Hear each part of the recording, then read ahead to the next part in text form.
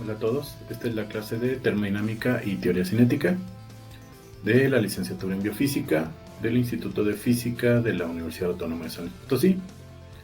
En esta ocasión, en esta sesión, empezaremos el estudio del capítulo 5, que trata sobre aplicaciones clásicas de la termodinámica irreversible. En esta sesión estudiaremos el proceso de difusión.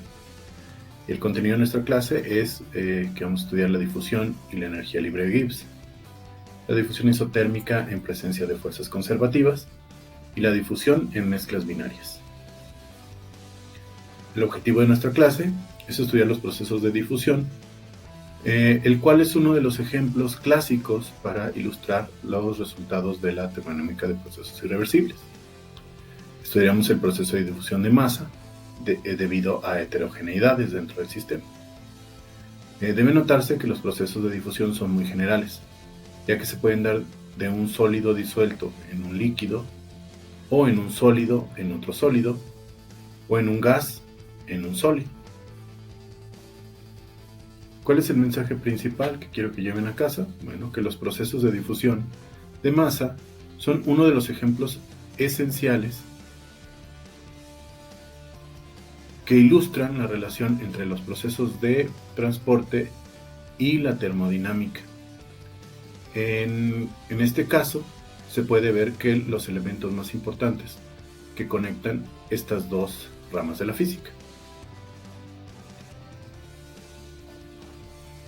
Uno de los ejemplos clásicos para ilustrar los resultados de la termodinámica de procesos irreversibles, que se presentó en el capítulo anterior, es el de la difusión de masa debido a heterogeneidades en la concentración o la densidad de masa de una sustancia disuelta en otra.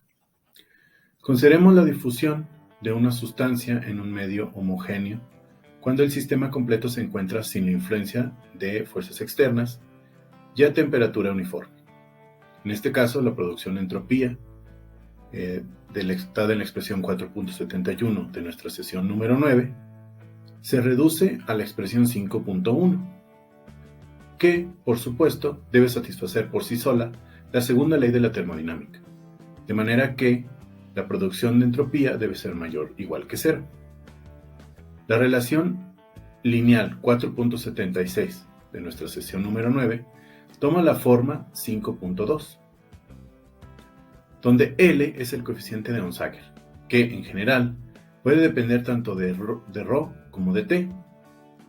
A temperatura constante, el potencial químico puede escribirse como una función de la densidad de masa, ρ de R y T, es decir, que el potencial químico es una función de ρ de R y T. Debido a esta dependencia, el gradiente a la derecha de la igualdad puede escribirse de la forma gradiente de μ igual a la derivada de μ con respecto de ρ por el gradiente de ρ. De modo que la ecuación anterior se transforma en la expresión 5.3, donde el coeficiente de difusión se encuentra definido a través de la relación 5.4, donde el factor L entre T por ρ está relacionado con el inverso del coeficiente de fricción, beta, como se demostrará más adelante. Recordando que cuando no hay un flujo externo impuesto, entonces J es igual a ρ por V, la velocidad, y sustituyendo las relaciones anteriores en la ecuación de balance de masa, obtenemos 5.5. Se obtiene la ecuación de difusión, es decir, 5.6. Conviene enfatizar que 5.6 es una ecuación diferencial parcial no lineal para la densidad de masa ρ. Se han utilizado diferentes formas particulares de esta ecuación en diversas disciplinas de la física. Un ejemplo clásico es la teoría de transporte en medios porosos o la descripción de los procesos de absorción y catálisis heterogénea. Las diversas dependencias del coeficiente de difusión como función de la densidad que se han analizado en la literatura llevan a soluciones interesantes que pueden involucrar ondas viajeras y solitones. En este caso, ilustra que las relaciones iniciales postuladas en la teoría general no implican, necesariamente, que las ecuaciones de evolución de las variables en juego sean lineales. Es conveniente presentar una derivación alternativa de las ecuaciones que describen el proceso irreversible asociado a la difusión de materia. En el presente caso, adoptaremos una aproximación de tipo mecánico, en la que la comparación de las fuerzas aplicadas sobre cada partícula del sistema, o sus trabajos respectivos, darán lugar a una relación muy importante entre el coeficiente de difusión y la fricción hidrodinámica que cada partícula siente cuando se desplaza en el seno de un fluido. Dicha relación es conocida como relación de Stokes-Einstein y es una de las bases de la descripción estocástica del movimiento browniano. Recuerden que el movimiento browniano representa el ejemplo clásico de la dinámica de un sistema mesoscópico, es decir, aquel en el que las fluctuaciones de las variables de estado no pueden despreciarse, a diferencia del caso de los sistemas termodinámicos macroscópicos. Un formalismo potente que permite describir una gran cantidad de sistemas mesoscópicos es la llamada termodinámica del no equilibrio mesoscópica. Estos temas son un poco más avanzados y quedan fuera de este curso. La siguiente deducción heurística de la ecuación 5.6 para el caso unidimensional está basada en la idea de que el movimiento de las partículas del soluto de masa m en la solución o de las partículas suspendidas en el fluido huésped está determinado por dos fuerzas. 1. La fuerza termodinámica asociada con la diferencia de potencial químico X de subíndice μ, que es proporcional a menos la diferencia de potencial químico entre distintos puntos del volumen considerado, y 2. La fuerza de fricción F subíndice R, que el fluido huésped ejerce sobre las partículas conforme éstas se desplazan. De acuerdo con la segunda ley de Newton, la ecuación de movimiento de cada partícula es, en una dimensión, la que se muestra en 5.7. Cuando el movimiento es sobreamortiguado, la aceleración es nula y por lo tanto las fuerzas se compensan entre sí, es decir, X subíndice μ debe ser igual a menos F subíndice R. Conviene iniciar el análisis considerando a la fuerza X subíndice μ, que impulsa las partículas de la región con alta densidad a la región más diluida. Dicha fuerza puede calcularse en términos de la diferencia de energía libre de Gibbs, G de T y ρ, en ambas regiones, ya que las condiciones dadas, entonces la diferencia de energía libre es igual al trabajo omega realizado por X subíndice μ, es decir, el diferencial del trabajo asociado a esa energía de Gibbs debe ser igual a X μ por el diferencial de X, donde un diferencial de X es el desplazamiento infinitesimal de la partícula. A temperatura constante tenemos entonces la relación 5.8. Teniendo en cuenta que el potencial químico es la energía libre de Gibbs por partícula, la relación anterior es equivalente a la diferencia mostrada en 5.9. Si la sustancia disuelta está muy diluida, podemos además hacer la suposición de que su potencial químico está dado por el gas ideal calculado en termodinámica, es decir, que μ es igual a μ0 más R por T por el logaritmo natural del valor absoluto de ρ entre ρ0, siendo R la constante universal de los gases y μ y ρ0 dos constantes de referencia para el potencial químico y la densidad de masa, respectivamente. En este caso, para un molde soluto, se obtiene la ecuación 5.10. Puesto que el diferencial de ρ entre ρ es mucho menor que 1, podemos expandir el logaritmo en serie de Taylor, recuperando la expresión do 5.11. Ahora bien, la diferencia de energía libre por partícula es igual al trabajo que realiza para transferir un molde soluto de la región con densidad ρ a la región con concentración ρ más diferencial de ρ, de manera que obtenemos 5.12 para el trabajo de Gibbs. Físicamente, las moléculas de soluto se mueven en un líquido que actúa sobre ellas ejerciendo una fuerza de fricción F subíndice F, que en términos generales es proporcional a la velocidad, como se expresa en 5.13.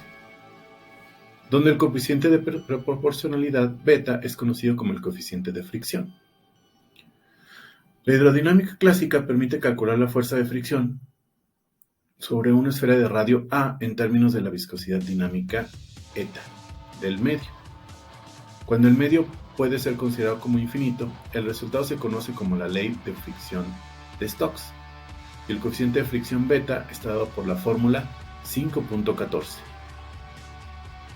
Teniendo en cuenta que el movimiento de las partículas de soluto se encuentra bajo la influencia de la fuerza termodinámica asociada con la diferencia de energía libre, por un lado, y la fuerza de fricción por el otro, entonces el trabajo neto realizado sobre una partícula puede expresarse como la suma de los trabajos respectivos, es decir, trabajo neto va a ser igual a la suma del trabajo de Gibbs más el trabajo debido a la fuerza de fricción,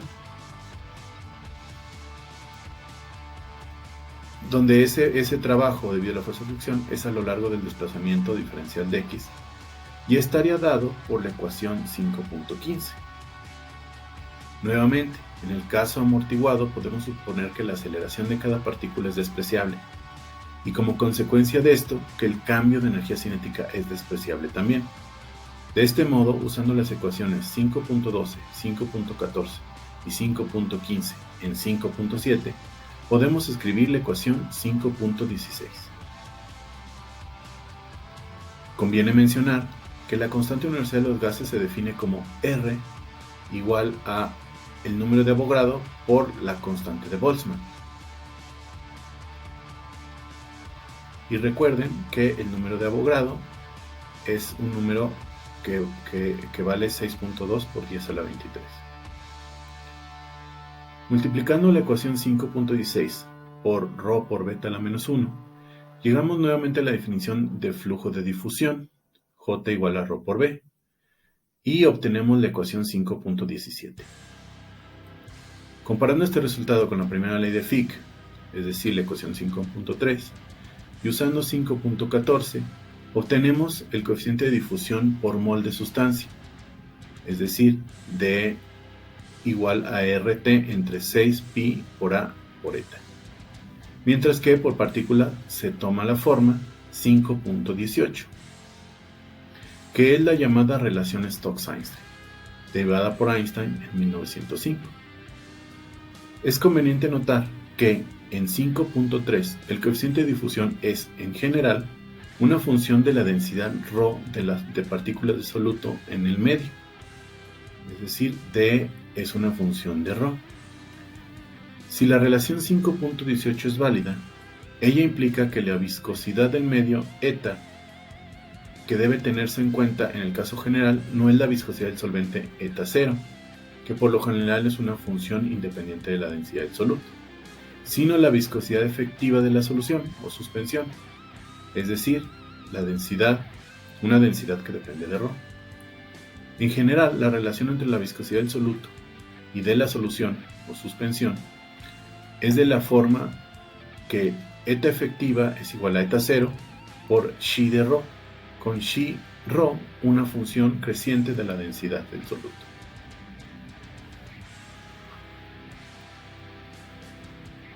En este ejemplo, supondremos que el sistema se encuentra dado por una sola especie y que el movimiento baricéntrico es nulo. Como consecuencia de estas suposiciones, la producción de entropía 4.70 de nuestra sesión 9 se reduce a la forma 5.19, donde supondremos que la fuerza externa es conservativa, es decir, que la fuerza se puede obtener del gradiente de algún potencial. Sustituyendo estas relaciones en 5.19, obtenemos 5.20, donde hemos introducido el potencial químico modificado por el potencial externo, es decir, la ecuación 5.21. Este potencial químico es de importancia en muchas aplicaciones de la teoría. Por ejemplo, cuando se estudia la precipitación de una sustancia en un líquido, la fuerza externa puede deberse ya sea al campo gravitatorio o bien a un campo de fuerzas centrífugas. En dichos casos, el potencial químico modificado puede denominarse potencial gravoquímico. De manera similar, en el estudio de soluciones electrolíticas, se encuentra que el potencial de interacción es de naturaleza eléctrica, y en su caso el potencial químico correspondiente se conoce como potencial electroquímico. Consideremos que tenemos la difusión de una gota de tinta en agua. Por observación directa sabemos que, conforme el tiempo pasa, la tinta se difunde en el agua hasta alcanzar un estado homogéneo, especialmente que corresponde al hecho de que la tinta sea diluida en el agua. Para analizar este proceso de transporte de masa por difusión sin la presencia de fuerzas externas, partiremos de la producción de entropía, es decir, de la ecuación 5.22.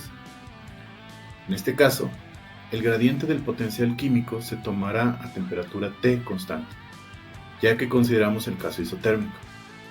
Por lo tanto, el flujo de difusión está dado por la ecuación 5.23, que, para el caso de K especies, permite formular la ley de Fick, es decir, la ecuación 5.24, donde el coeficiente de difusión IK se refiere a los coeficientes de difusión de la iésima especie con la késima, y NK es la concentración.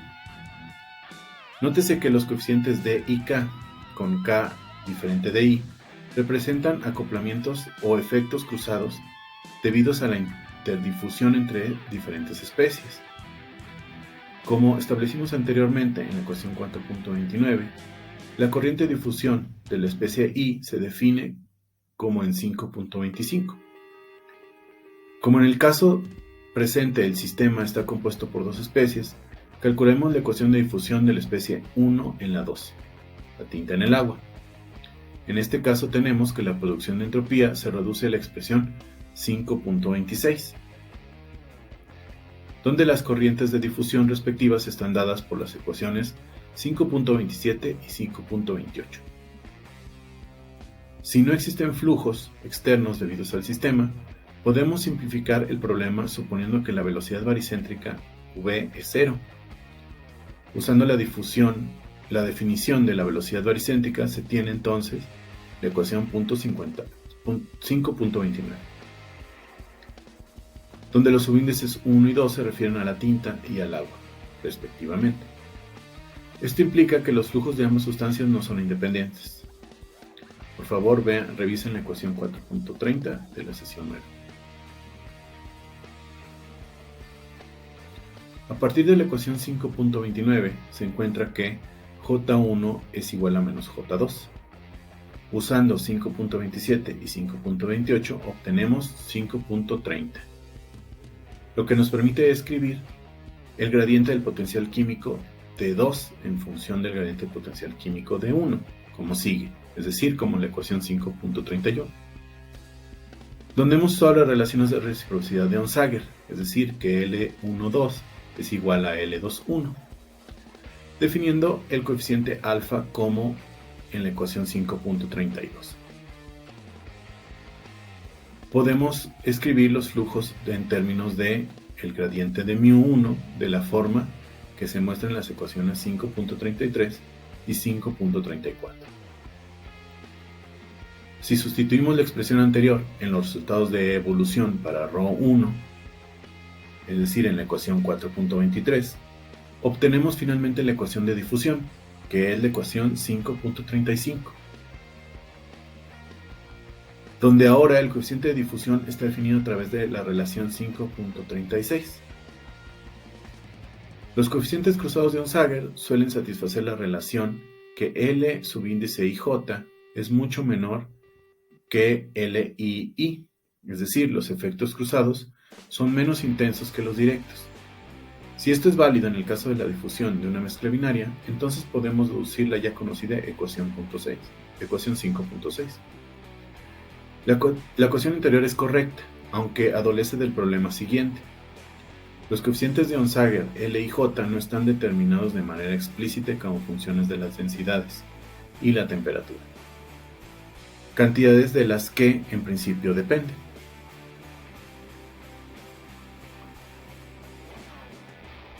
Con el fin de obtener una relación más explícita para los coeficientes de difusión a presión y temperatura constantes, podemos usar la ecuación de Gibbs-Duhem, que nos da la relación entre potenciales químicos por unidad de masa, es decir, la ecuación 5.37. Puesto que el diferencial de mu i es igual al gradiente de mu k punto diferencial de r vector, podemos escribir entonces la relación 5.38. Es decir, de manera similar a los flujos, no todas las fuerzas son independientes, ya que se cumple la expresión 5.39, que puede compararse con 5.31. Usando ahora la relación 5.39, podemos escribir la producción de entropía de la forma 5.40. Si consideramos la relación de conservación ρ2 igual a ρ menos ρ1 y hacemos uso de la definición de la fracción másica, la última expresión puede reducirse a la forma simple 5.41. La corriente de difusión queda entonces expresada por la relación habitual 5.33, pero ahora el coeficiente de difusión tiene la forma explícita 5.42. El análisis dimensional nos dice que el cociente L11 entre t por ρ1 debe tener dimensiones de tiempo.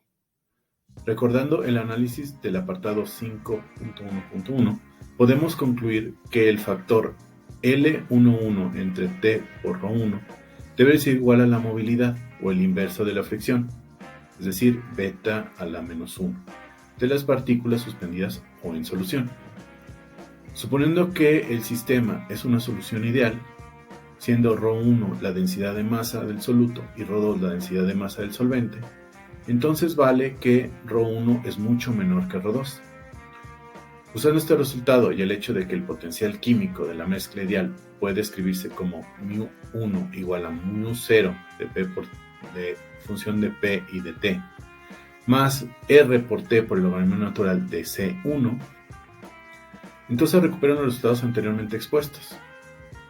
Para concentraciones finitas es necesario tener en cuenta no solo el término correctivo, sino el hecho de que la derivada del potencial químico con respecto a la fracción másica dependerá de la naturaleza de las interacciones. En este caso debe notarse que también la viscosidad del flujo efectivo compuesto por la mezcla del solvente y las partículas en suspensión es también función de la concentración. Una discusión más detallada la pueden revisar en las referencias 6, 7 y 8 de nuestro libro base. Con esto terminamos nuestra clase de esta semana. Antes déjenme hacer un pequeño resumen de los conceptos más importantes. Entonces, lo primero es que los procesos de difusión de masa ilustran muy bien los resultados de la termodinámica de procesos irreversibles. A temperatura constante, el potencial químico puede escribirse como una función de la densidad de masa. Si se considera un medio infinito, la fricción que experimenta una molécula de soluto está dada por la ley de fricción de Stokes, la cual dice que es directamente proporcional a la viscosidad del solvente. La relación entre el cociente de difusión y la viscosidad se conoce como la relación de Stokes-Einstein. Muy bien, con esto terminamos esta sesión. Vayan revisando las secciones o los ejercicios que van a hacer de tarea y nos vemos a la próxima. Hasta luego.